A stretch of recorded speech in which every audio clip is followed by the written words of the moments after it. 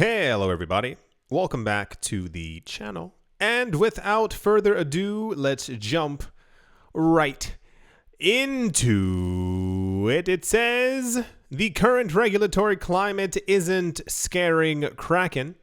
The crypto exchange's chief legal officer, his name is Marco Santori, confirmed on The Scoop podcast that Kraken will soon be launching their very own bank. He said Kraken's bank is very much on track to launch very soon, he stated. He said, we're going to have those pens with the little ball chains, okay. We're going to order thousands of them and attach them to the desks of Wall Street banks everywhere with our logo. That is one of the cringiest things I've ever read in my entire life. Kraken initially secured the state of Wyoming's approval to form a special purpose depository institution, or an SPDI, in 2020. According to the company, Kraken's bank was the first digital asset company in the United States history to receive a bank charter recognized under federal and state law, and would be the first regulated bank to provide comprehensive deposit taking, custody, and fiduciary services for digital assets. I mentioned this months ago, and this is not even during the time of the Silvergate, SVB, all the other letter bank collapses. One of the major things, or one of the major ideas within the cryptocurrency space that never really took shape, and I don't understand why people simply stop talking about this or trying to make it a thing, that a number of cryptocurrency companies, not crypto exchanges even, were buying their own banks, creating their own banks, acquiring other banks, getting a portion of other banks. The most popular news story that we had back in the olden days was the creator of Litecoin, Charlie Lee, purchasing 10% of a bank.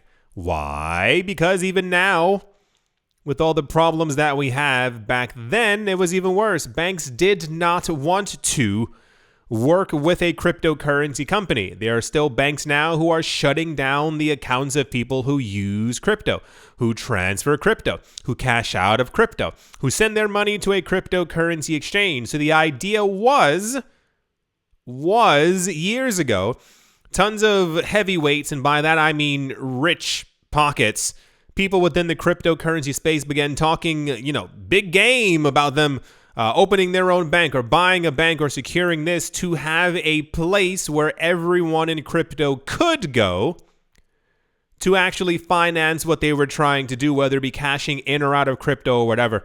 But none of those things happened, or a lot of that, I guess the deals fell through, or I think a lot of people simply assumed that it was okay to use banks. It's always pay attention to the people who rumble the loudest, and then they get very quiet when other things take place. What do I mean by that? Well, it's the people who talk about this has to change, or this is going to happen in the cryptocurrency space, and you better wait for this thing to happen.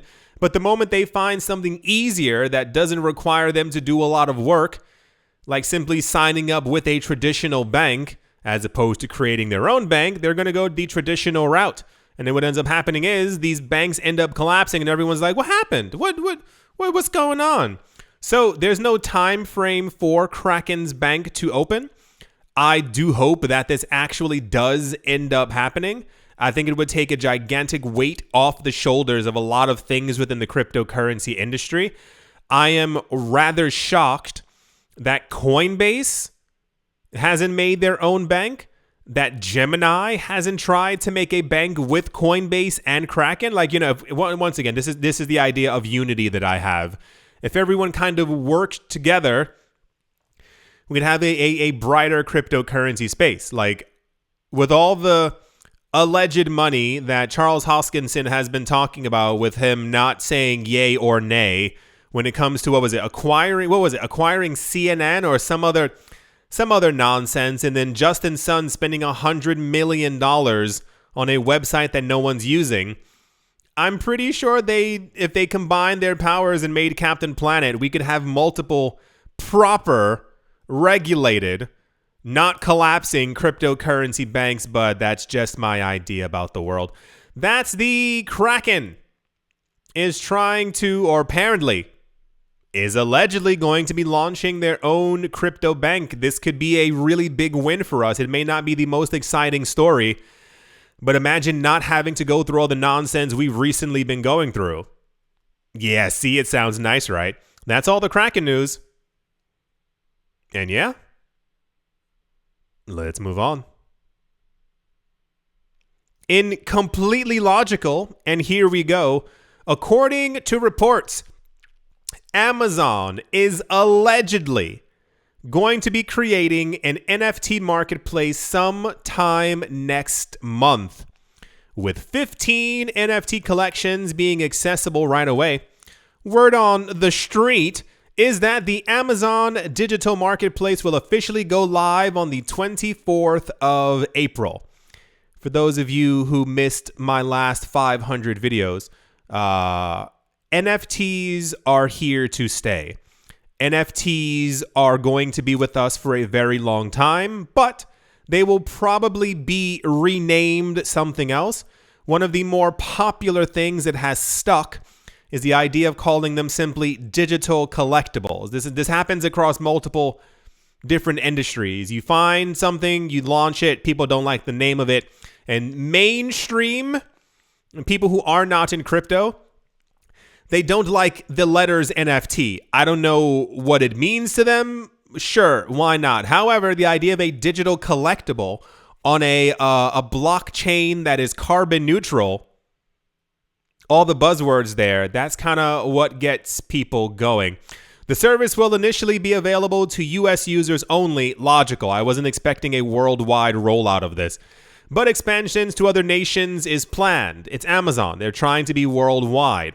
Amazon says the insider, there we go, will begin selling about 15 NFT collections on day one.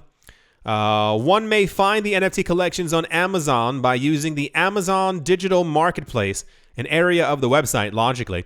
All NFT purchases will be made via the Amazon account and with a credit card.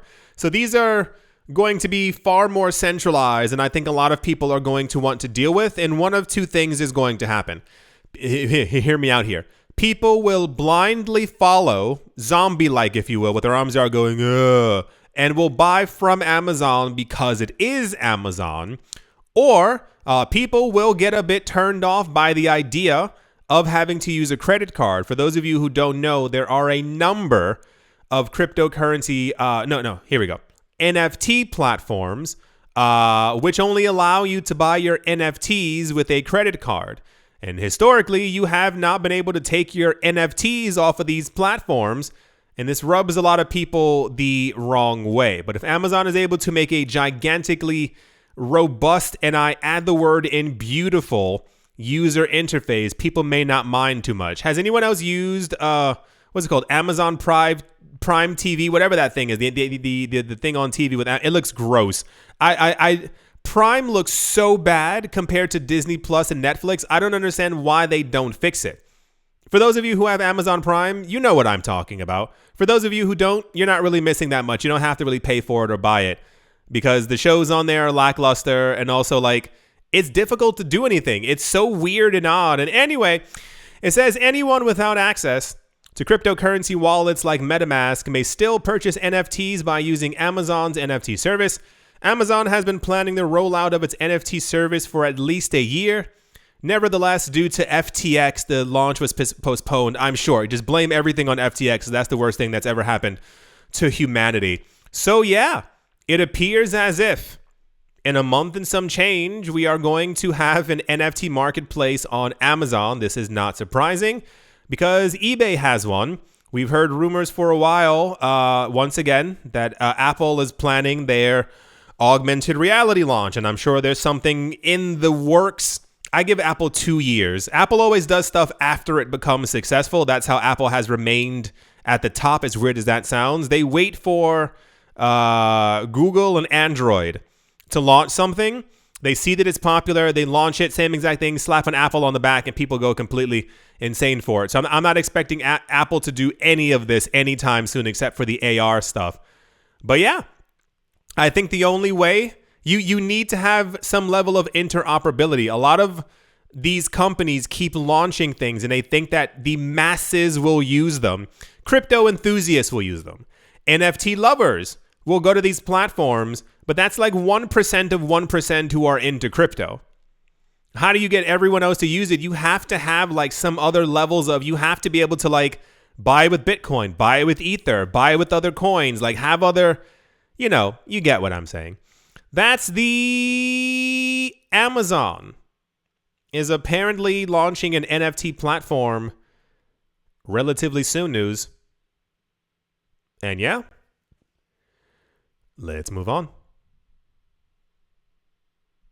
Also, in news that people tried to make news, but it's not news, Binance, the world's largest crypto exchange, apparently sought to onboard Gary Gensler, who is the current head of the US SEC, in 2018 and 2019. The crypto exchange wanted Gensler to serve as an advisor, but the proposal was turned down, according to a report by the Wall Street Journal.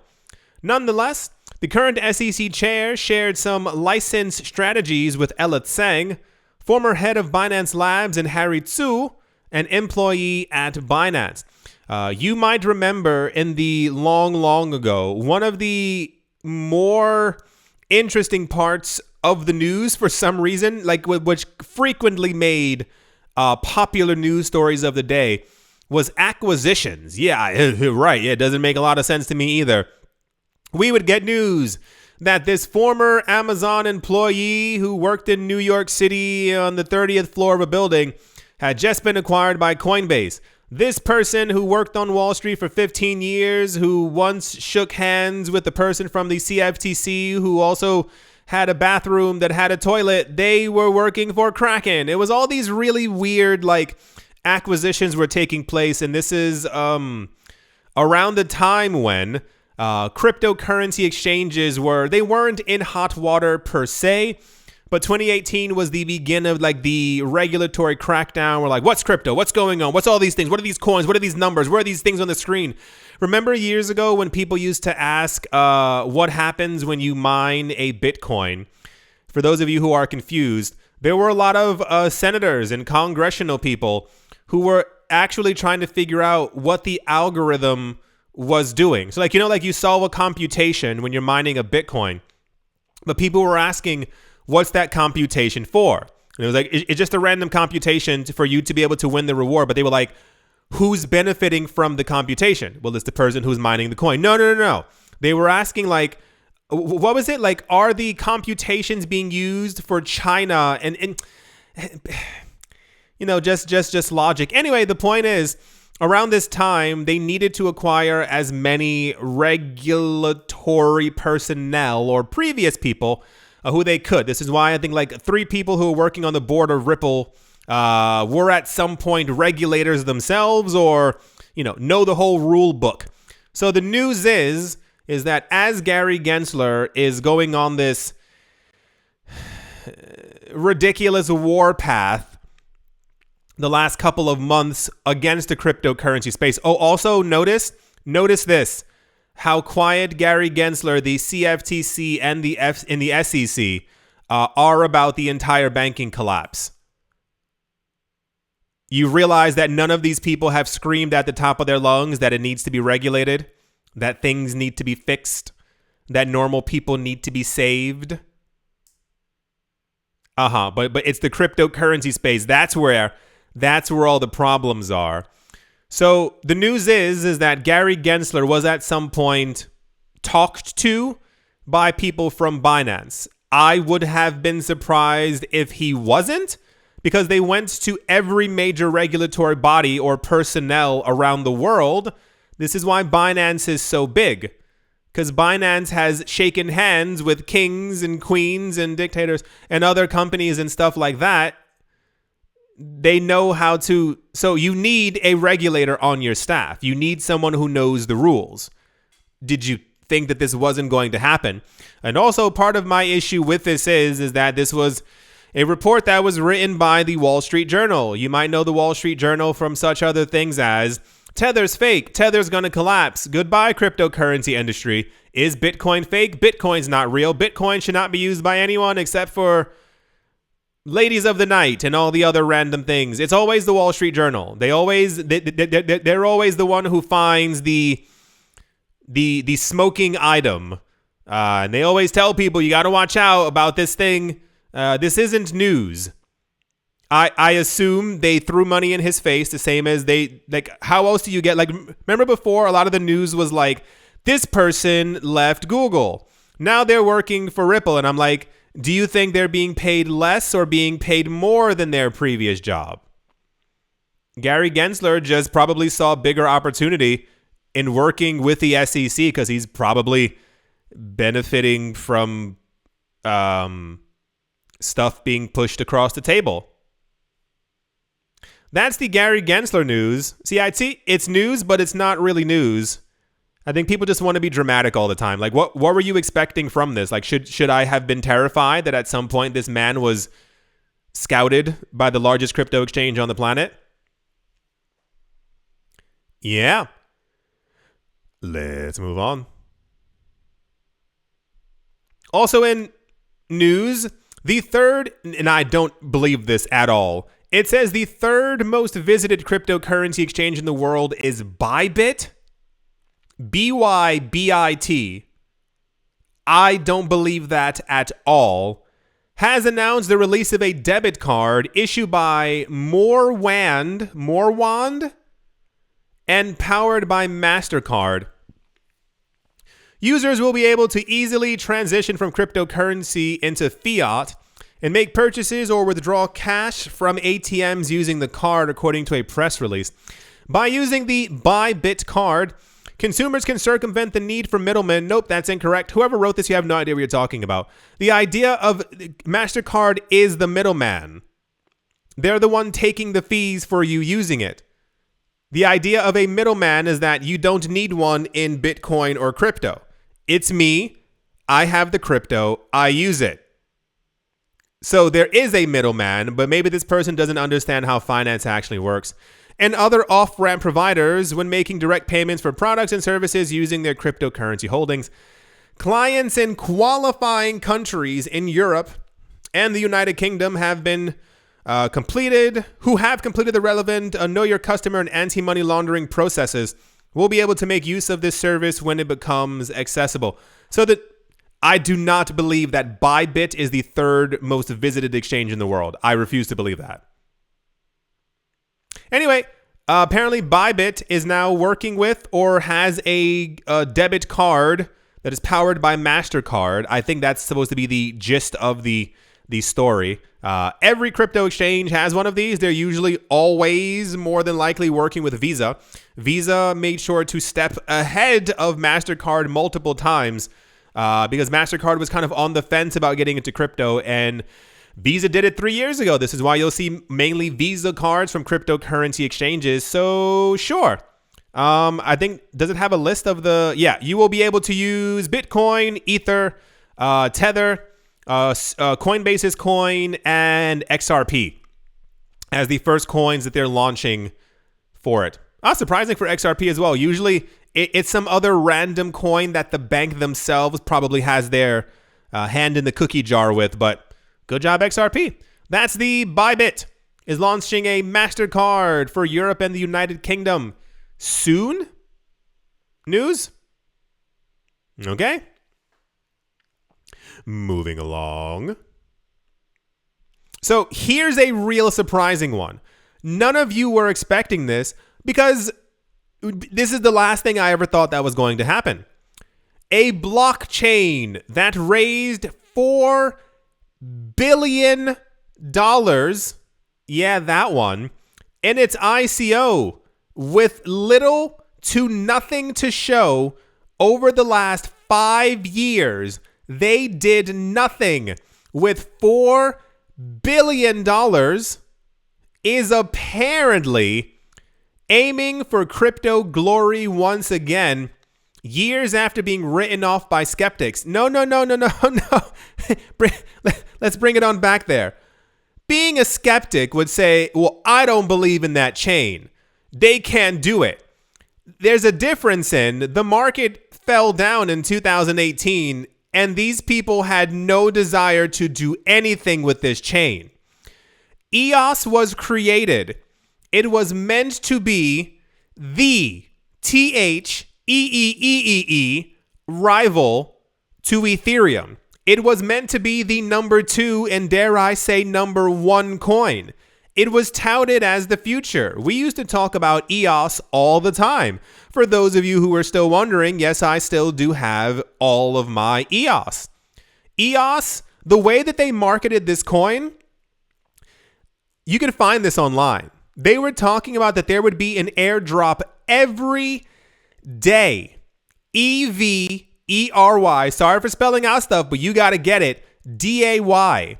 Remember that EOS blockchain, the EOS podcast that was out there with those two guys?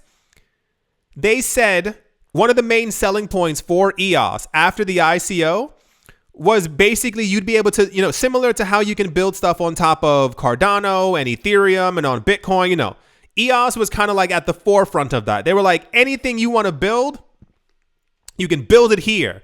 We do 4,000 transactions per second. Bitcoin does 3. Ethereum does 15. They said, or the claim was, every time someone built something on top of EOS holders would benefit in that. The project was in a way obligated, I'm not really sure what word to use there, to airdrop some coins onto the holders of the EOS token. So therefore, the more EOS you held, the more money you got per airdrop. And if there was an airdrop every single day, you were incentivized to buy as much EOS as you possibly could. Before EOS launched, on that podcast, those two guys, they made a bet with each other, I think for $1 million, that by the end of that year, EOS would be over $1,000 per token. And this was a very commonly held idea. Because if you had, like we've seen before, you've seen whenever there's an airdrop, the airdrops are not that common anymore on chains. But if you've ever seen news about there's going to be an airdrop, that coin's price rises 8, 9, 10, 11, 12, 13, 14% because people are buying it in anticipation of the airdrop and then they tend to drop the coin. But what happens if there's an airdrop every day? You would never drop that coin. Now imagine you get airdropped some other coin and that coin's value also ends up going up. It creates a cycle of continual wealth. The people from EOS, this is me having gone over the news every day. I cannot say for certain. I do not know these people. I've never spoken to them. We've never had conversations. But from the outside looking in at the news, when the market began to fall and stayed down because we were in that revolution of the cycle of the price cycle, they disappeared. There was no longer news about an update or an upgrade or partnerships or anything else or what they planned on doing or how they were going to continue building. It went completely silent. And then we had news that one of the creators allegedly, I forgot what he said, this was like 2 years ago, there was like tons of internal fighting because we allegedly found out the people who were validating transactions were paying to get to the front of the line to be able to validate the transactions. We're basically making money. It was so convoluted. Even for the idea, we were also told that if you had EOS, you were able to stake it in the actual network, not only for passive income, but for a vote. Like you own a fraction of the actual network. Well, guess what? To everyone's surprise, when the network launched, I think there were only 21 validators. 21. So 21 entities around the world who allegedly had paid enough money to get themselves into one of the 21 spots. They were the only ones benefiting from the staking. Staking coins didn't go to the actual holders of it. It went to the people validating the transactions. You see? Exactly. It doesn't, it's completely weird. Everything that happened. And a lot of the people who created this coin, they all just simply disappeared. It says EOS, whose native token, EOS, once reached a market cap of $14 billion after a lifetime peak, is allegedly gearing up for a complete resurgence in network activity and growth with extensive support planned for application developers. This is thanks to the efforts of the EOS Network Foundation, whose CEO, Yves Larose, very fancy name, is leading plans for a consensus mechanism upgrade, an Ethereum virtual machine system, and an overall renewed growth strategy per crypto research firm Messari. The Ethereum virtual machine mainnet on EOS is apparently slated for the 14th of April, with updates and improvements planned in the weeks and months to follow. They said, combining the performances of EOS with the familiarity of Ethereum. Do you understand what I'm saying? Do you understand what it means for EOS to use the EVM? Combining the performance of EOS with the familiarity of Ethereum, Solidity developers are in for a treat. At 800 plus swaps per second, EOS Ethereum virtual machine will be by far the fastest Ethereum virtual machine, benchmarked 3 times faster than Solana, which is garbage, Binance coin, and they say 25 times faster than Avalanche. Here's the tweet for it right here.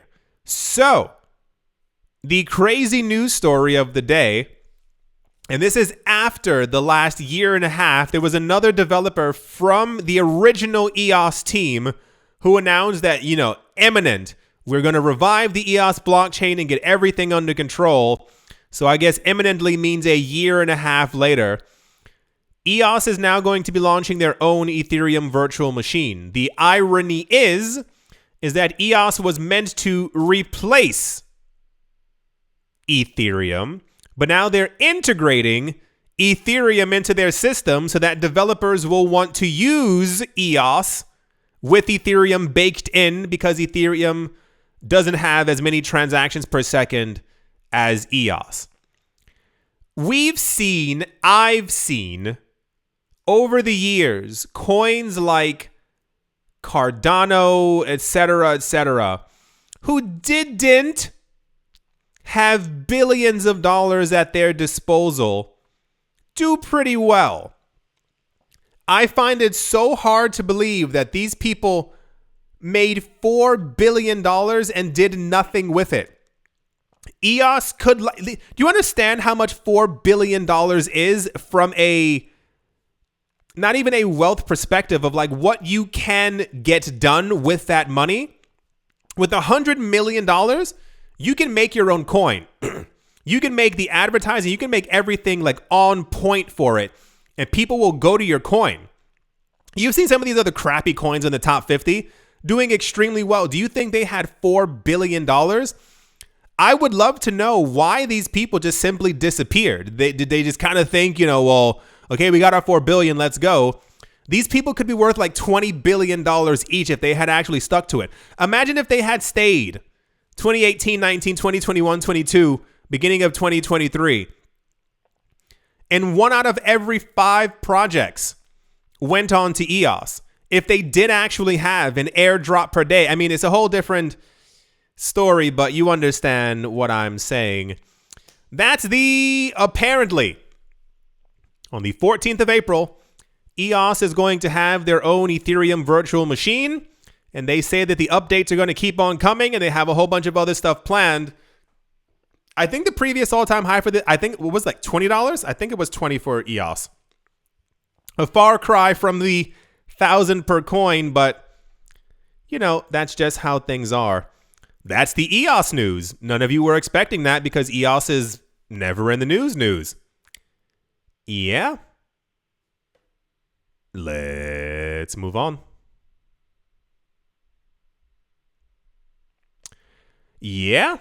I do hope that you have all enjoyed. As always, a very special thank you to my Patreon supporters: American Crypto Academy, Martin Stoyer, Bodie McBoatface, Sam Ratter, Dotha Diddy, Manny Cryptos, Crypto Gambino, Auspicious Agile and Blockchain, Jamie Saad, and let's move on, Empire Queen, Roman, Geba, Bitcoin, Ben Arachno, Dave the Dealer's Den, Captain Something in the Z-Way Lay, Mobarazi, VBNerd21, Lauren De Silva, Quoted, Biddy, Troy, All Good, Space Case, Need a Miracle, Pat Ternoster, Navarro Williams, Utopia 569, Moonman High, XRP, Nostromo, John Sarson, The Animal Reader, Bibliophobia, Adam Graysick, Wise Night Owl, 242 to the World, Bankroll Network, Crypto Artist, Cole D3D, Setsuna, Paxis, Jim Garner, Jeremy Fox, Minting Coins, Yes to Crypto, Anytime Fitness, Monk's Corner Staff, Bake Me a Cake, Tigara Macho Nisa, and On Crypto with Lionel. Thank you all very, very much for your support. Thank you to everyone who is a member of the channel. Thank you to everyone who left a like, a comment, or has subscribed. I do hope you all enjoyed. Thank you for watching and listening to the video. There's always a lot of... The cryptocurrency space is weird. There's just always... Not only is there a lot to cover, but you have to kind of like, oh gosh, like what in the world is going on? I would love if EOS actually came back in full force. But I think they have to want that as well. Like you have to have the initiative to want to be able... It sounds stupid. You have to have the initiative to want to be able to make hundreds of millions and billions of dollars. They have it all laying in front of them. It would take no more than 3 months, of proper continuous development and partnerships. The coin would be back in the top 20, top 30. By the end of the year, it could easily be a top 15, top 20 coin. Thank you all once again for watching and or listening. And I will most certainly be talking to you all soon. See you.